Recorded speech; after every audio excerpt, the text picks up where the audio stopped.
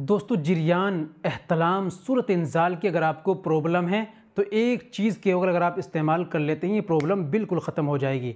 आपको जिरयान की परेशानी है, आपको धात की परेशानी है, यानी पेशाब से पहले बाद में कतरे जाते हैं, चिपचिपा पदार्थ सा जाता है, या मनी निकल जाती है, या ज़ोर लगाते हैं तो मनी खारिज हो जाती है, जिसकी वजह से शरीर में कमज़ोरी, जोड़ों में दर्द, बदन में कमज़ोरी, टाइमिंग की कमी, शीघ्र पतन की कमी, जल्दी इंज़ाल हो जाना यानी जल्दी फारिग हो जाना, टाइमिंग की कमी, रुकावट नहीं होती।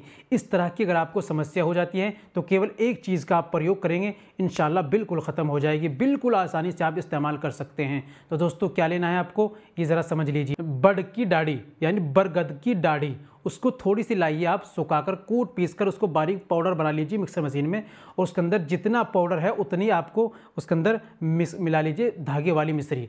ठीक है, उसको बारीक मिला लीजिए, एक जगह मिक्स कर लीजिए।